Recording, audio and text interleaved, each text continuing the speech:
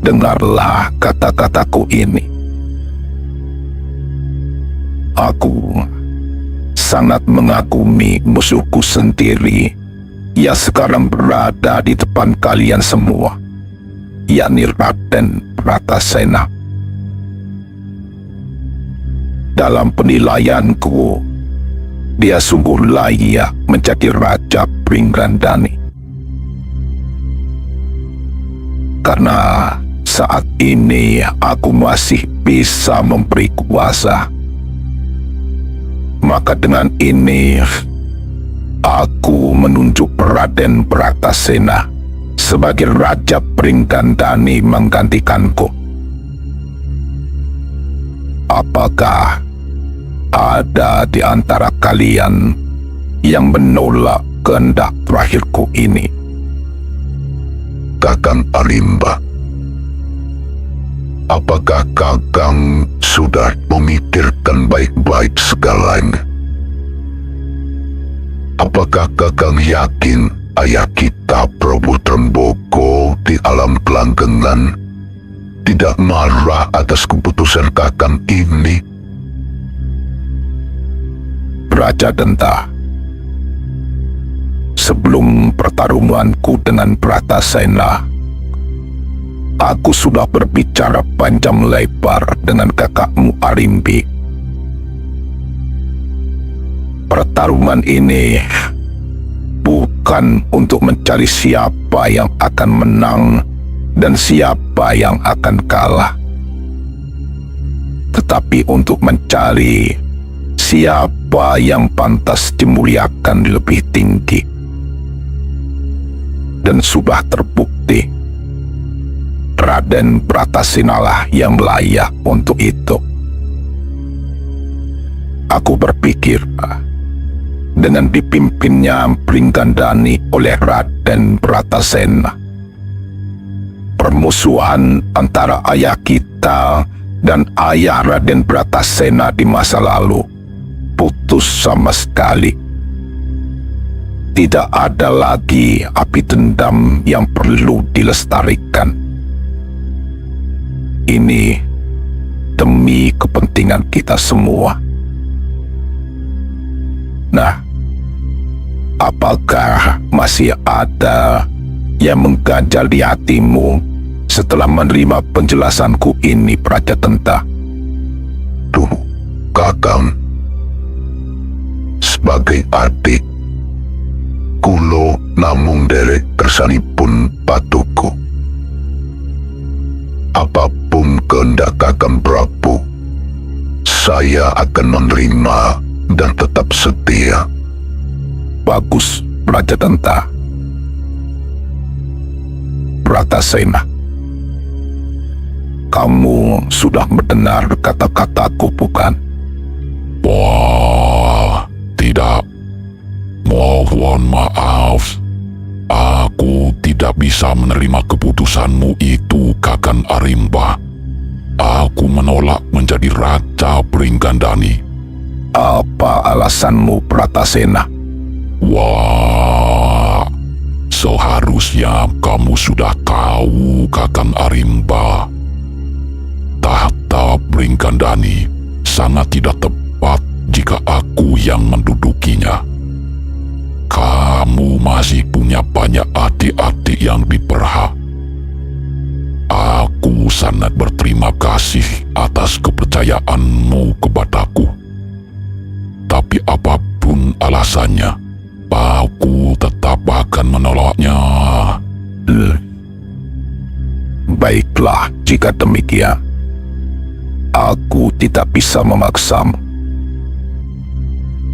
Begini, karena Raden Bratasena telah menolak penunjukanku, maka aku mengambil keputusan yang tidak boleh ditolak siapapun lagi. Tahta Pringgandani aku serahkan pada Arimbi. Dia akan menjadi Rani Pringgandani untuk sementara, sampai putranya dengan Raden Bratasena lahir.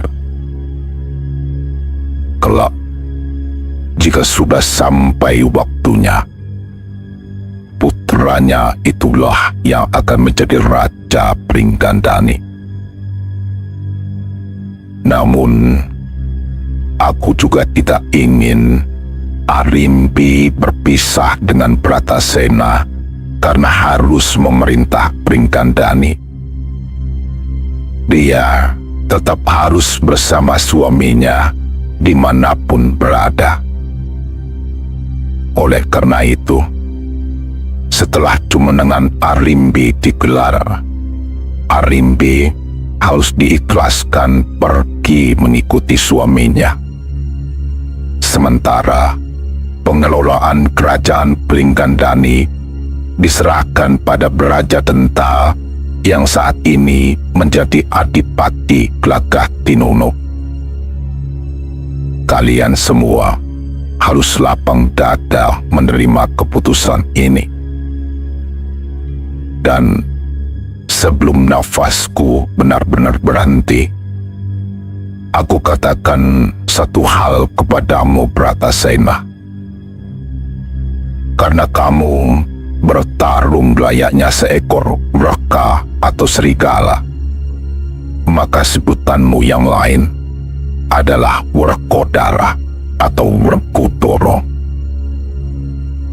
Werka selain berarti serigala, dia juga merupakan simbol kekuatan, kehebatan, dan keberanian dalam beberapa tradisi masa lampau. Maka, gunakanlah juga nama pemberianku ini selama kamu hidup. Nah, adik-adikku semua, sekarang angkatlah sumpah di hadapanku untuk mengakhiri semua masalah yang terjadi pada ayah kita di masa lalu dan yang terjadi saat ini kepadaku. Angkatlah sumpah untuk tidak mendendam pada Bratasena dan hormatilah dia sebagai kakak, sebagaimana kalian menghormati aku selama ini.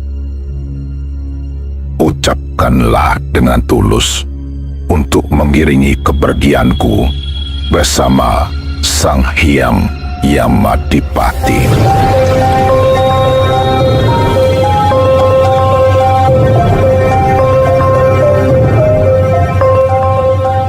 Tetuka, aku adalah Batara Guru, Raja Tiga Dunia.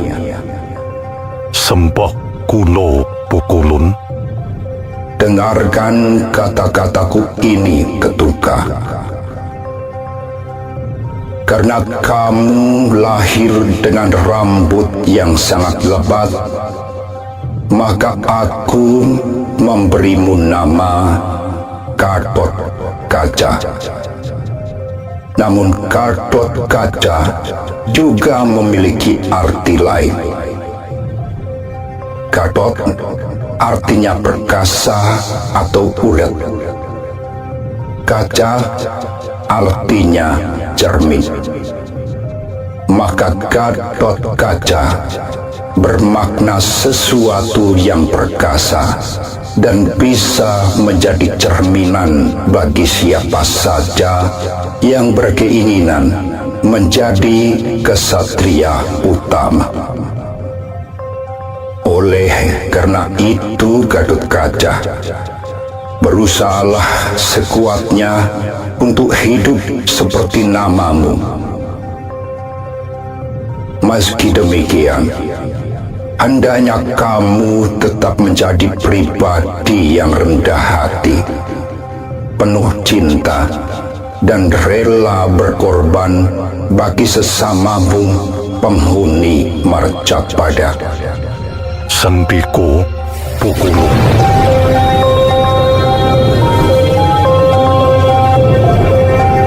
Benar, Dir Gatot Kaca. Bukan hanya sekedar murid, kan eyangmu Pandu Dewanata telah menganggapnya sekaligus sebagai adik angkat. Lalu, mengapa Mengapa mereka menjadi permusuhan, Paman?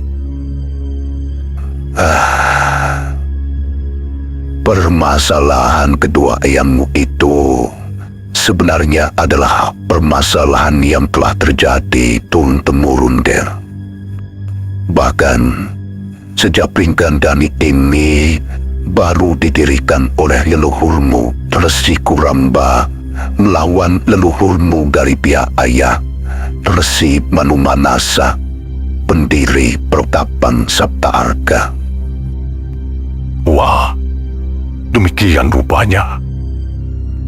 Saya sungguh tidak menyangka Paman Brajamusti. Sejarahnya pasti akan sangat panjang. Benar, Gir.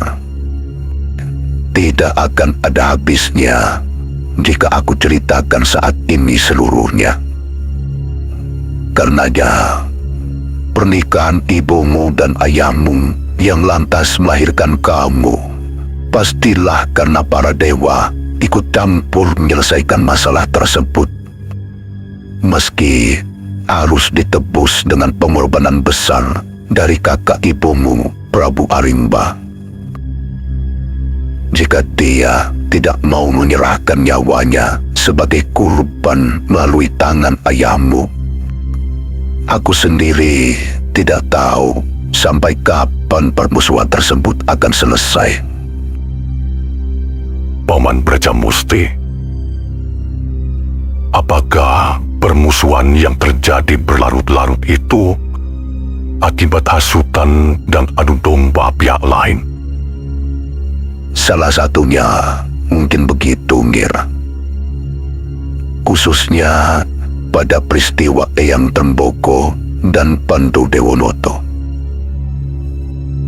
Semula banyak yang mengira dengan diangkatnya Eyang Tremboko sebagai murid Eyang Pandu, permasalahan yang terjadi turun-temurun itu menjadi putus. Tapi nyatanya tidak. Bahkan Pringgandani dan Hastina terlibat perang sangat dahsyat hingga menyebabkan banyak nyawa melayang sia-sia. Bolehkah saya mengetahui kisah itu sedikit saja, Paman? Tentu saja, Gatot Kaca. Sebagai calon Raja Pringgandani, kamu harus tidak henti-hentinya belajar dari kisah masa lalu. Tiap sejarah kelam yang terjadi, jangan pernah kamu ingkari. Berlakulah sebagai anak bangsa yang berjiwa ksatria. Yang hitam, katakan hitam. Yang putih, katakan putih. Sehebat apapun leluhurmu di mata kamu sendiri, mereka tetaplah titah biasa yang bisa berbuat salah maupun sebaliknya. Dari yang hitam, kamu bisa belajar untuk mawas sendiri dan tidak jatuh ke dalam lubang yang sama. Dari yang putih, kamu bisa mencari tahu lebih jauh mengapa dia disebut putih. Ketika kamu mengetahui sejarah, yang terpenting adalah berani mengungkap kebenaran dan pengetahuan apa adanya. Meski kadang yang diungkap itu terasa tidak menyenangkan, sangat pahit, bahkan memalukan. Mungkin, Paman. Pesan Paman ini pasti akan selalu saya perhatikan. Baiklah, Ngir. Karena cerita permusuhan antar leluhurmu telah terjadi sangat lama dan banyak kisahnya, maka ceritaku kali ini aku potong dan hanya kumulai saat 100 Kurawa baru saja dilahirkan. Kala itu, Tremboko yang telah menjadi Raja Pringgandani mendadak bergemepul Hastina yang dirajai Pandu. Penyebabnya adalah dendam karena adik Tremboko yang bernama Boko kalah di tangan Patih Pandu yang bernama Gandamana. Sayangnya, Tremboko gagal percaya. Dia lumpuh oleh Pandu karena tubuhnya berhasil ditancapkan ke dalam tanah hingga tersisa kepalanya saja.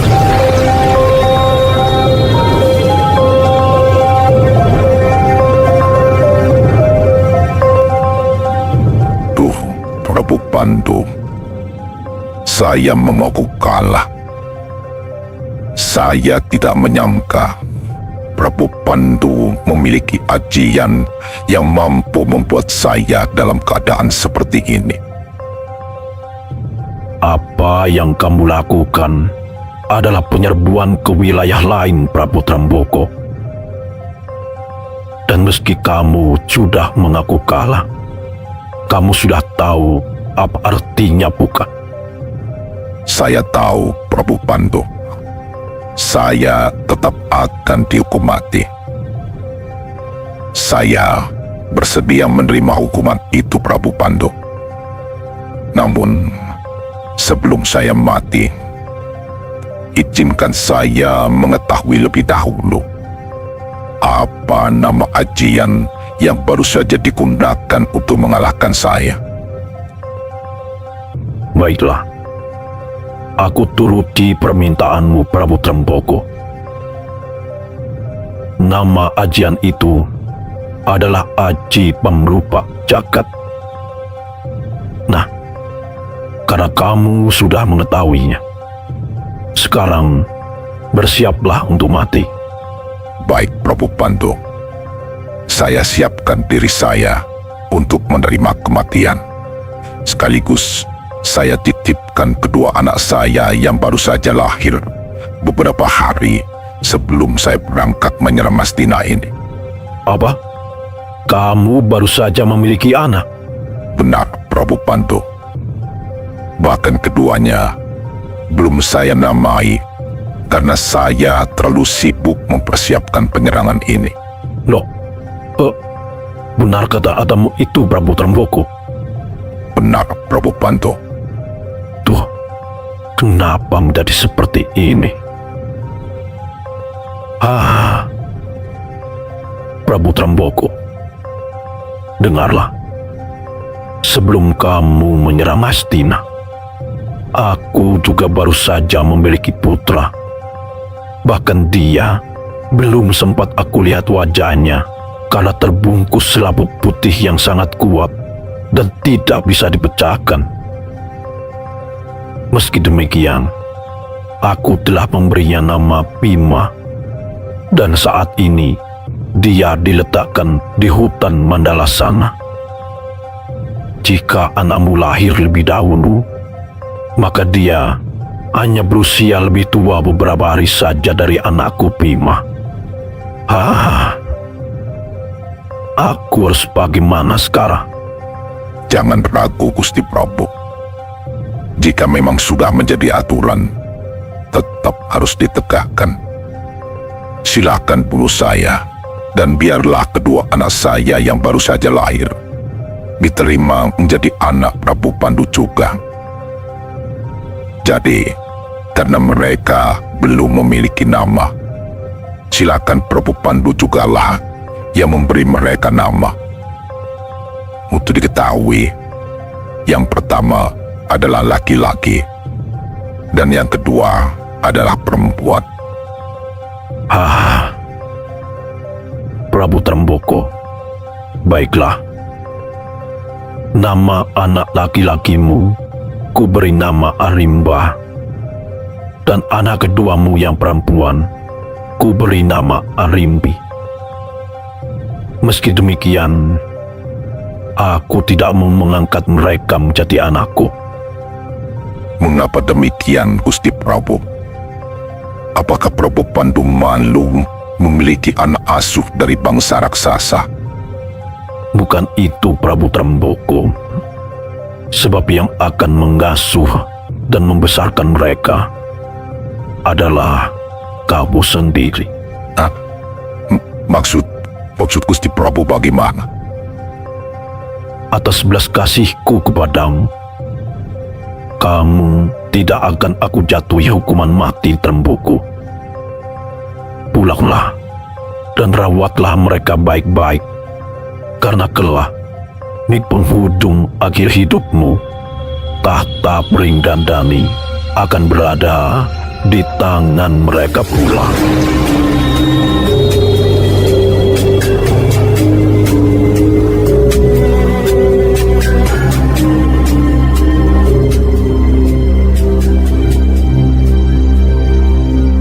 Begitulah Gatotkaca.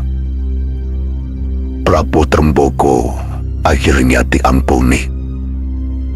Selanjutnya, mereka bukan hanya menjadi guru dan murid, tetapi juga sahabat yang saling mengisi. Tapi bertahun-tahun kemudian, semuanya berubah. Sebuah surat datang dari Pringgandani.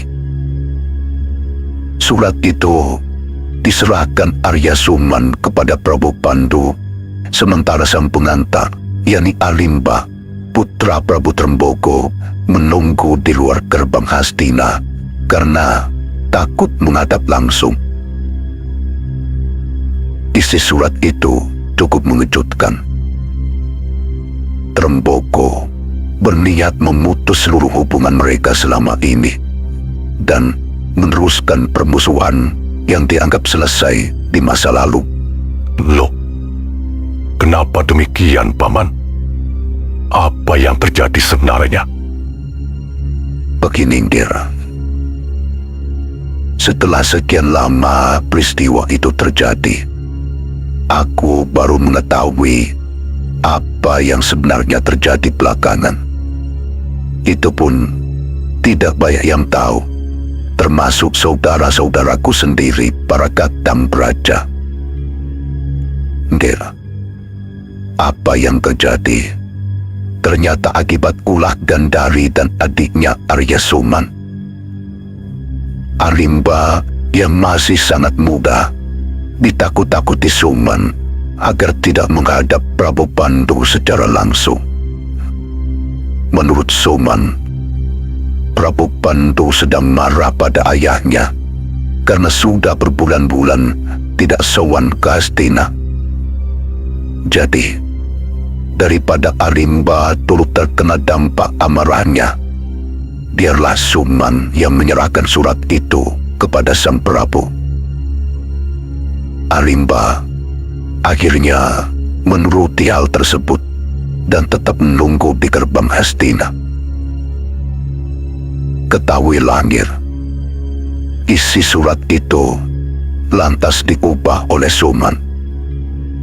Yang tadinya berisi undangan syukuran atas kelahiran anaknya yang bernama Kalabendana, diubah menjadi pemutus persahabatan. Menurut kabar yang aku dengar, ulah Suman itu terjadi sebelum pamanmu Nakula dan Sadewa dilahirkan. Eyang Pandu pasti sangat bingung telah menerima surat pemutusan hubungan itu. Apakah Eyang Pandu akhirnya membalas surat tersebut, Paman? Tentu saja, Ngir. Eyang Pandu kemudian mengutus Patih Gandamana untuk mengirim surat balasan ke Pringgandani, mempertanyakan ada masalah apa sebenarnya. Tapi Suman lagi-lagi datang lebih dulu menghadap ke Eyangmu Tremboko. Dia memberitahu bahwa Pandu telah merobek-robek surat undangan Tremboko. Pandu tidak mau tahu alasan Tremboko yang tidak sowan ke Hastina sekian lama. Sementara dalang dari sikap Pandu itu adalah Patih Gandamana. Gandamana yang sama dengan yang pernah mengalahkan adik Tremboko di masa lalu. Saat ini, Gandamana juga sedang dalam perjalanan ke Pringgandani untuk menangkap Tremboko. Ngir, murka seketika Eyang Mutermboko atas laporan Suman tersebut. Dia langsung memerintahkan Arimba, pamanmu Brajadenta, dan aku untuk memimpin pasukan Pringgadani menghadang Gandamana. Gandamana kami keroyok hingga terdesak dan jatuh ke sebuah lubang atau lubang yang cukup dalam. Lubang itu sangat beracun hingga dijuluki sumur upas.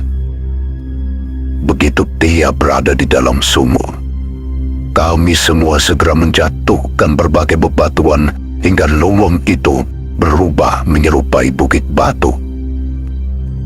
Setelah Gandamana dianggap tewas, kami pulang ke tempat masing-masing.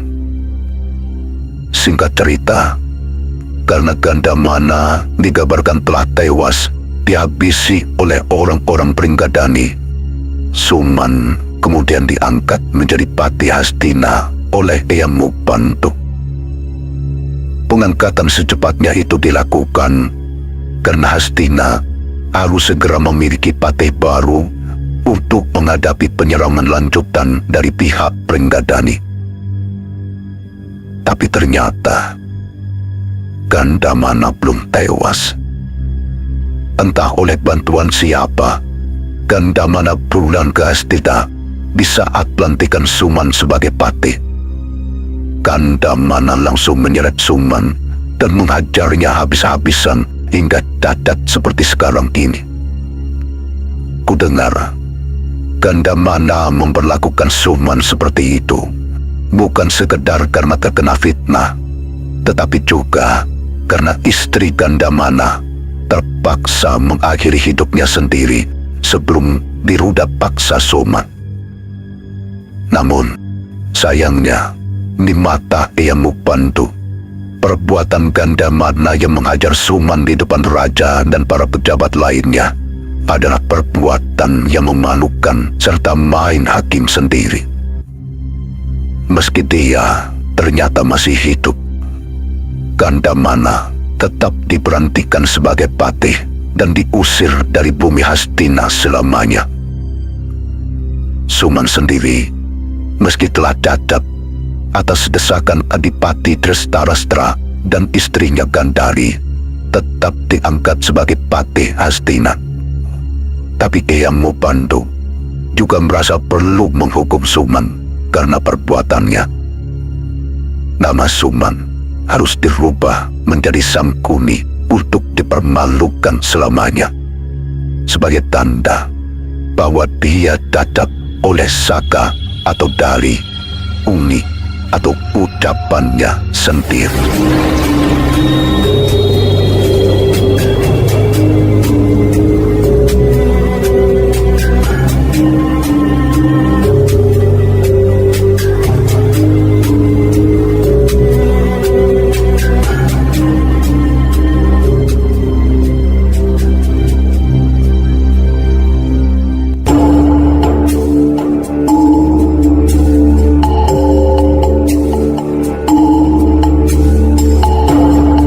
Rencana penobatan Gatot Kaca sebagai Raja Pringgandani yang baru menggantikan ibunya Arimbi akhirnya disebarkan. Sejumlah kerajaan sekutu didatangi para duta untuk mendapatkan undangan. Tentu saja, kabar ini tercium dengan mudahnya oleh para telik sandi Hastina yang lantas meneruskan ke pusat komandonya di ibu kota. Oleh karena berita itu pula, buru-buru Patih Sangkuni menghadap ke Prabu Durya. Benar, Ger. Kabar yang saya dapatkan dari Trik Sandi sudah saya pastikan kebenarannya. Wah, itu pasti akan mempersulit keadaan kita ke depannya, Paman. Ketika Gatot Kaca cuma ratu, harapan untuk menjadikan Pringgandani sebagai sekutu tentu tidak mungkin lagi. Ya, apa yang Paman katakan jauh-jauh hari akhirnya terbukti, Tong GR. apakah Angger lupa bahwa pamanmu ini pernah menyarankan untuk segera membuat rencana terukur pada Pringgandani, mumpung Gatot Kaca kala itu masih bujang. Tapi Angger justru meremehkan saran paman sehingga waktu berjalan begitu cepat dan semuanya jadi terlambat seperti sekarang ini. Sekarang Pringgandani telah mengirim undangan ke berbagai wilayah sehubungan dengan acara penobatan Gatot Kaca sebagai raja baru di sana. Wah, iya, saya akui bahwa saya telah salah, Paman. Saya kurang jeli mengawati situasi. Tapi membiarkan Gatot Kaca cuman ratu, pasti akan tambah repot lagi ke depannya, Paman. Itu pasti, Nger. Kita semua tahu seberapa hebat bala Pringgandani jika dikerahkan dalam pertempuran. Di bawah pimpinan Brajamusti sebagai panglima perang, mereka benar-benar ngecirisi dan tidak pernah takut mati. Wah, Paman, benarkah sudah tertutup segala cara untuk menghalangi penobatan Gatot Kaca secepatnya? Aduh, saya sendiri juga tidak tahu, Nger. Tapi sepertinya ada satu peluang kecil yang tetap perlu kita coba. Peluang apakah itu, Paman? Begini, Nger. Setelah Prabu Pandu tidak menjadi Raja Hastina, seharusnya Pringgandani tidak punya masalah lagi dengan kita. Apalagi setelah Angger Duryodana menjadi raja. Kalau memang mau mengungkit masa lalu, Pringgandani harusnya mengalihkan urusannya dengan para Pandawa di Amarta. Mereka lah para keturunan Pandu yang lebih bertanggung jawab daripada kita. Oh, iya. Oh, sekarang saya paham, Paman. Tidak salah saya terus mempertahankan jabatan Paman sebagai Patih Hastina hingga saat ini. Kecerdasan Paman memang tidak ada duanya. Lalu, apa yang perlu kita lakukan, Paman? Sejak Prabu Aritba gugur di tangan Bima, pengelolaan Pringgandani sementara waktu berada di tangan Adipati Gagatinunu Brajarenta. Dialah peluang kecil yang Paman maksud, Nger. Disebut kecil karena sebagai pengelola sementara, dia tidak punya hak menjalin kerjasama dengan wilayah mancanegara seperti kita. Keputusan besar semacam itu ada di tangan Rani Pringgandani saat ini, yakni Arimbi. Tapi mudah-mudahan kita bisa membuat Brajatentra keluar jalur, sehingga Pringgandani selanjutnya bisa menjadi sekutu kita. Wah, demikian rupanya, Paman. Oh, saya rasa untuk siasat sehebat itu, tidak ada satu orang pun yang bisa melakukannya di seluruh wilayah Hastina, kecuali hanya Paman sendiri.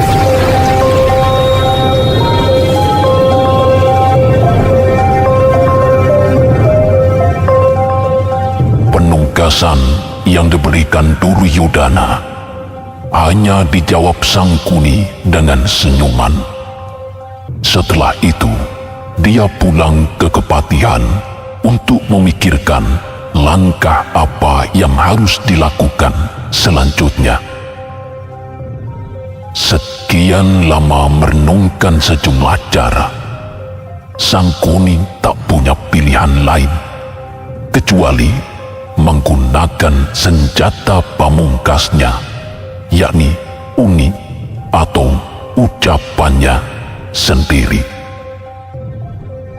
Sementara itu, di kesatrian Brajamusti, Gatot Kaca masih tak bergeming di hadapan pamannya untuk terus mendapatkan lanjutan cerita para leluhurnya di masa lampau.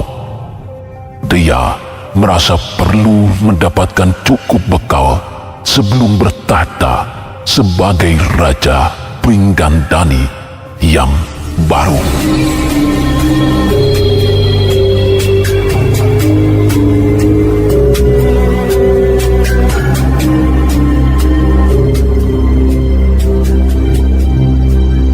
Begitulah Nger Gatotkaca. Sangkuni akhirnya menjadi patih Hastina. Dan tentu saja masalah Pringgandani dan Hastina semakin tidak karu-karuan.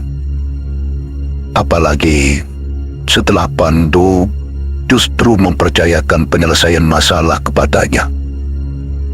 Maksud Paman Brajamusti bagaimana?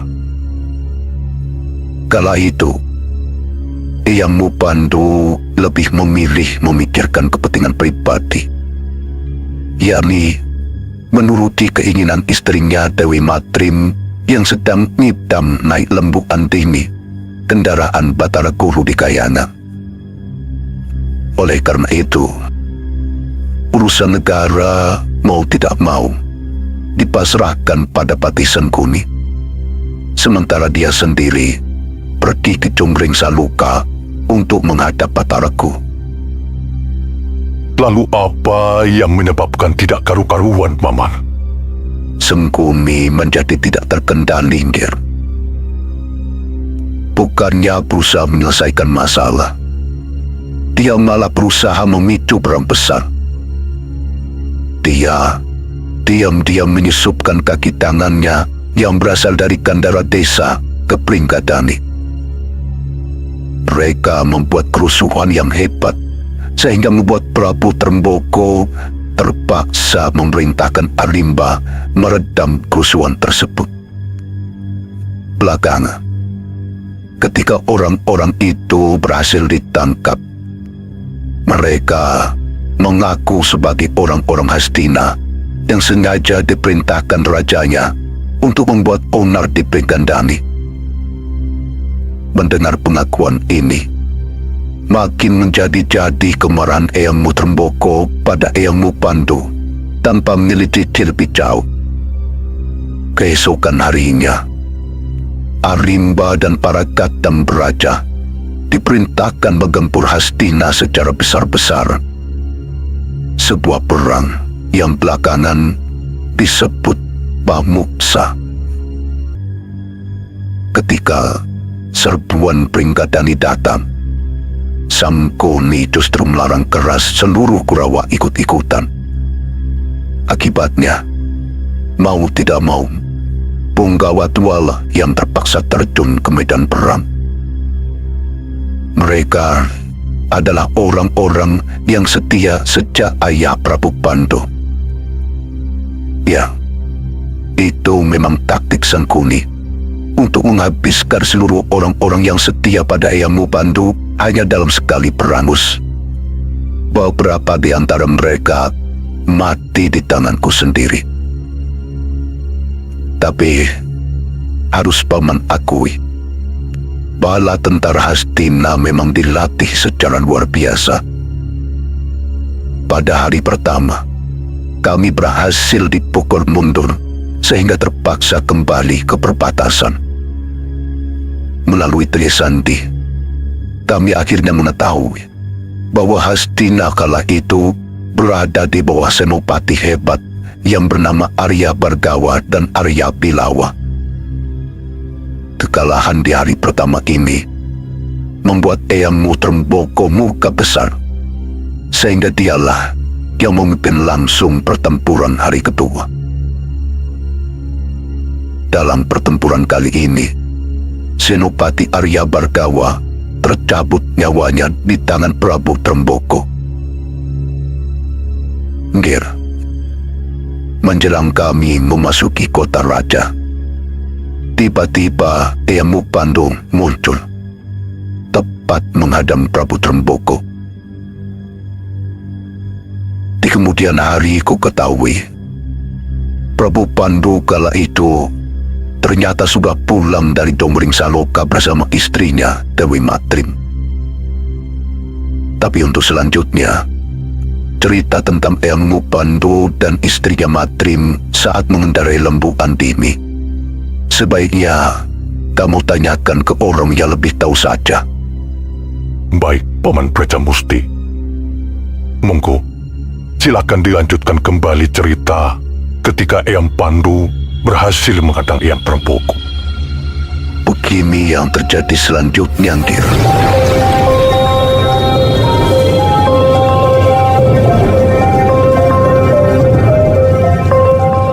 Tremboko, aku tidak menyangka apa yang terjadi di masa lalu harus terulang lagi saat ini. Pengampunan yang aku berikan ternyata tidak membuatmu benar-benar bertobat. Bahkan putramu yang telah kuberi nama, kamu ajak untuk memerangiku. Pandu, ingatlah, sedikit pun aku tidak pernah meminta pengampunan. Kamu sendiri yang sukarela memberikannya di masa lalu. Kesalahanmu kali ini berlipat-lipat, Tremboko. Kamu telah berusaha membunuh Gandamana dan juga telah menewaskan punggawa-punggawa terbaikku kali ini. Sepanjang hidup mereka, tidak ada satu helaan nafas pun yang mereka sia-siakan selain hanya untuk mengabdi kepada Hastina. Karena itu, aku harus menuntut balas atas kematian mereka. Tidak perlu berpanjang-panjang, Pandu. Jika kali ini aku harus melawan guruku sendiri, maka demikianlah yang telah ditulis para dewata. Jika aku yang mati, anggaplah kamu sebagai guru yang mengantar murid ke Swarga Loka. Sebaliknya, jika kamu yang mati, anggap aku sebagai murid yang mengantar guruku sendiri menemui para dewata. Terserah kata-katamu, Tremboko. Tapi permintaanku hanya satu. Kita bertarung tanpa perlu melibatkan para prajurit laki. Ini masalah kita berdua. Unuslah pusakamu Kris Kalanada. Biarlah dia menghadapi keris pusakaku Kiai Bulang Dengu.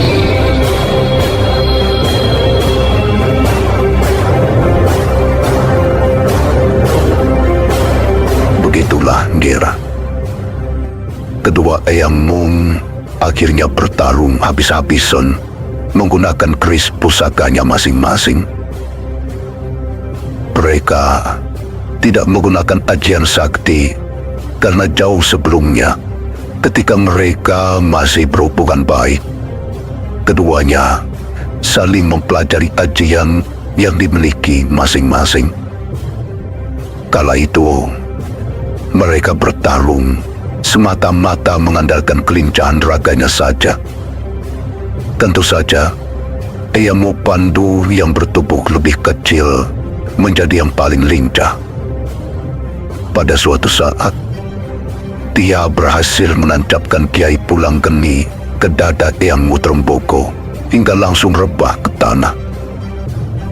Ketika Prabu Pandu berjongkok hendak memeriksa tubuh Prabu Tremboko, mendadak Tremboko bangkit menggunakan sisa-sisa tenaga terakhirnya. Keris Kalanada berhasil ditancapkan di paha kanan Pandu sehingga dia melolong kesakitan. Tremboko tahu hanya di paha itulah Pandu tidak lagi memiliki kesaktian. Selepas menusukkan Kalanada, Eyang Tremboko pun akhirnya gugur.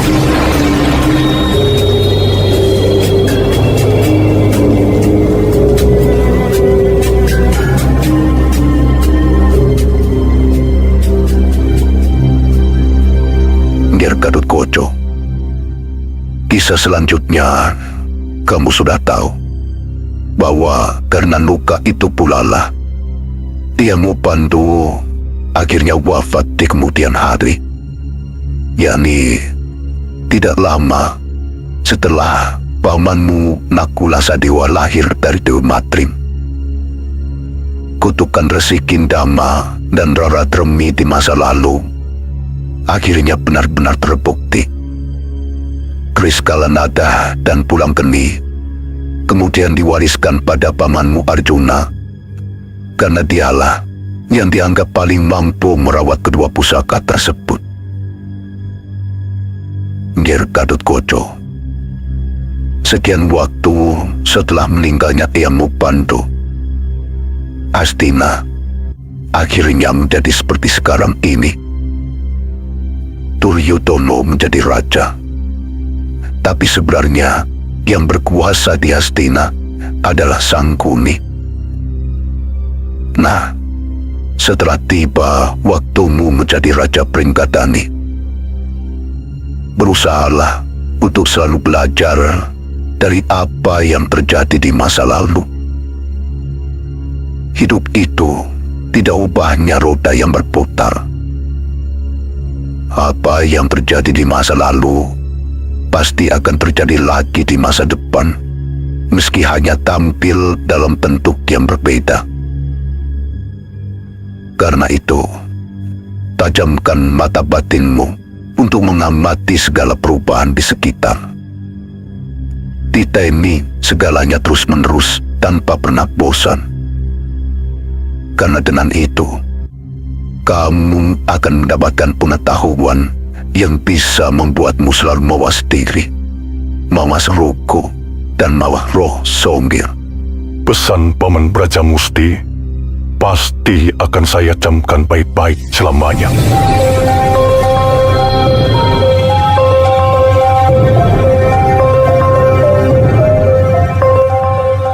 Seperti yang telah direncanakan sebelumnya, setelah menentukan hari yang tepat, Sangkuni memacu kudanya ke Kadipaten Glagatinonu, tempat Adipati Brajadenta memimpin Pringgandani untuk sementara.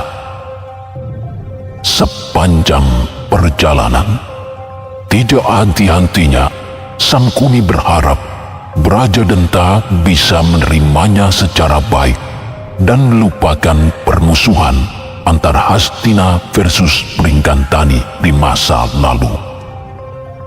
Rupanya, keberuntungan berpihak pada Sangkuni. Brajadenta menyambutnya dengan ramah, bahkan mengajaknya berbicara berdua saja, sehingga apa yang telah terancang dalam benak bisa dikeluarkan sebebas-bebasnya. Namun Petruk dan Bagong yang diutus untuk menyusul Gatotkaca ke tempat itu tidak menemukannya.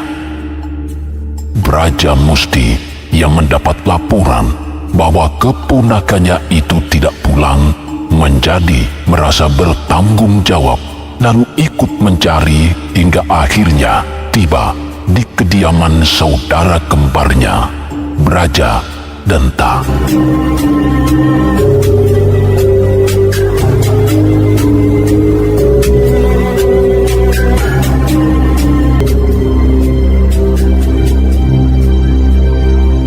Nuwun sewu, panjenengan menika sinten? Pewujudan kados raja, tapi memiliki wajah seperti raksasa. Der, akulah eyangmu yang baru saja kamu siarai. Akulah wujud halus Prabu Trembokoswargi. Duh, nuwun pangapunten Eyang Prabu Tremboko. Ingkang wayah tidak mengerti. Semoga Eyang meluberkan samudra pangeksami kepada saya. Terimalah juga sembah bekti saya, sembah bekti ibu, dan Popo Werkutul. Tak tompo sembah bekti mungkir, juga sembah bekti Popo lan ibumu. Ya, tidak apa-apa, Ger. Ia mengerti karena kamu belum pernah bertemu dan melihat Eyang. Terus terang saja, Eyang senang dan bangga karena Arimbi telah memiliki putra sepertimu, Gatotkaca. Sungguh, Eyang bersyukur karena punya keturunan yang bagus, gagah, dan tahu unggah-ungguh. Tidak seperti umumnya tindak tanduk golongan para raksasa. Melihatmu saat ini mengikatkan Eyang ini pada Eyangmu Prabu Pandu Dewonoto Suwargi. Untuk itulah Eyang menemuimu, menyampaikan sesuatu yang perlu kamu ketahui. Ger, seluruh yang diceritakan pamanmu Praja Musti itu benar. Namun ada hal yang sepertinya sengaja disembunyikan olehnya darimu. Tentang apakah itu, Eyang? Mengapa beliau harus menutup-nutupinya dari saya? Sebab itu berhubungan dengan apa yang akan segera terjadi. Apalagi terkait dengan dirinya sendiri. Ketahuilah, Mir Gatotkaca,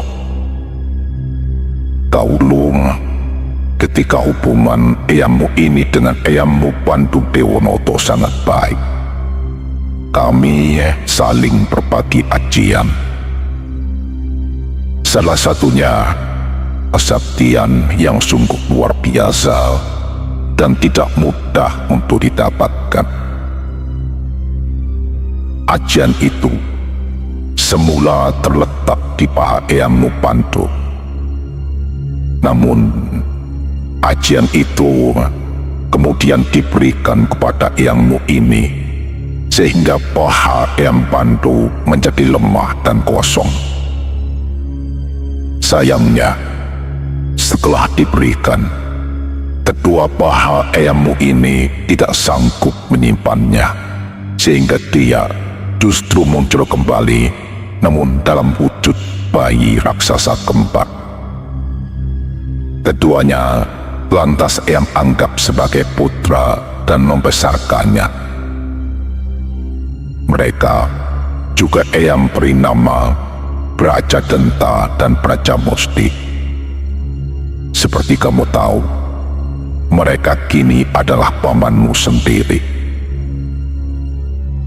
Tapi ketahuilah, saat kamu naik ke atas tahta Pringgantani, akhir hidup mereka akan segera datang.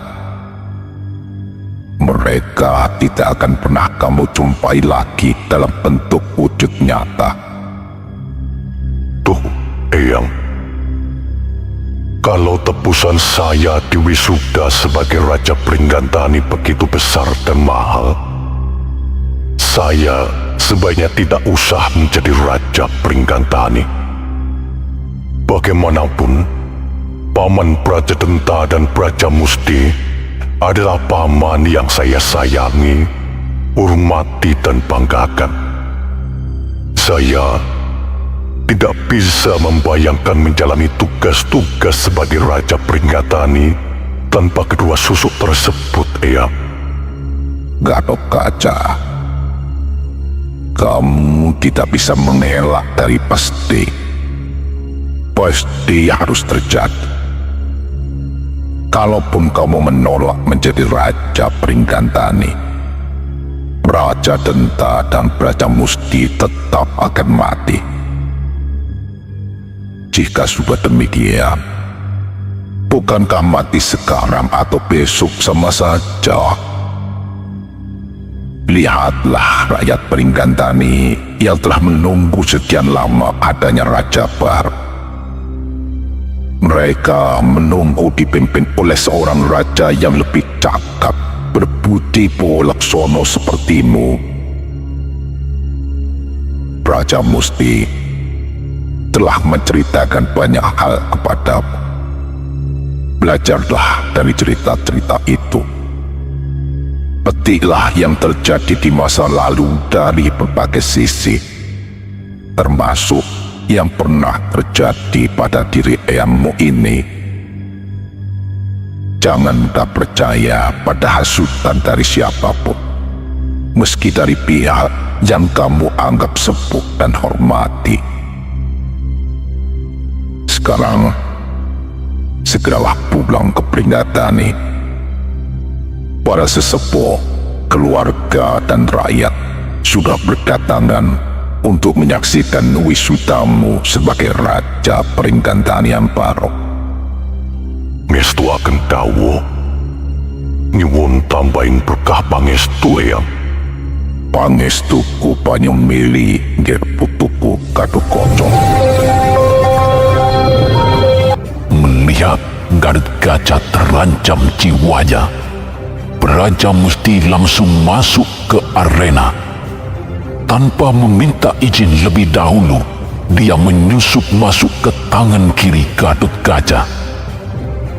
Gathotkaca kaget merasakan hawa panas mendadak merasuk telapak kirinya, membuat seluruh urat-uratnya menegang. Secara spontan, dia mengibaskan tangan kiri itu ke depan. Bersamaan itu pula, Raja Denta begitu dekat di depan batang hidungnya. Tangan kiri Gathotkaca tidak sengaja menghantam dadanya. Tubuh Raja Musti terlempar keluar dari telapak kiri, menabrak keras tubuh Raja Denta hingga mencipta suara gemeretak memecahkan gendang telinga. Hanya dalam sekedip mata, tubuh raksasa Raja Denta dan Raja Musti ambruk ke tanah. Raga mereka remuk dan patah seluruh tulangnya. Keduanya tewas seketika.